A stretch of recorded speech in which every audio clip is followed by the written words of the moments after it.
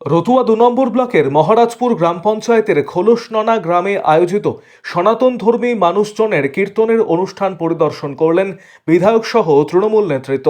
এলাকার সর্বস্তরের মানুষের সহযোগিতায় ১৬ প্রহরব্যাপী কীর্তনের অনুষ্ঠানের আয়োজন করা হয়েছে। এই কীর্তনের অনুষ্ঠান পরিদর্শন করেন মালদা জেলা তৃণমূল সভাপতি তথা বিধায়ক আব্দুর রহিম বক্সী। সঙ্গে উপস্থিত ছিলেন রতুয়া ২ নম্বর ব্লক তৃণমূলের সহ সভাপতি সুব্রত কর্মকার, রতুয়া ২ নম্বর পঞ্চায়েত সমিতির পূর্ত কর্মাধ্যক্ষ মোহাম্মদ নঈমুদ্দিন সহ অন্যান্যরা।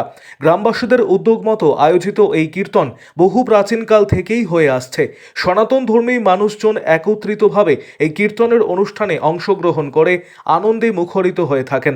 সকল প্রান্তের মানুষের উপস্থিতিতে চলা এই কীর্তনের অনুষ্ঠান পরিদর্শন করার মধ্য দিয়ে এলাকায় শান্তি, সম্প্রীতি, একতার বার্তা তুলে ধরে পরিদর্শন করলেন বিধায়ক সহ অন্যান্যরা।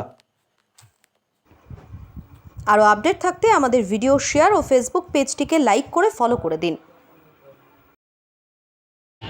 আমার বিধানসভা কেন্দ্রের ওটা ২ নম্বর ব্লকের মহারাজপুর অঞ্চলের খোলসননা গ্রামে খোলসননা হরিবাসর কীর্তন কমিটির উদ্যোগে প্রতিবার নেয় এবারও মহা ধুমধামের সহিত কীর্তন পালিত হচ্ছে।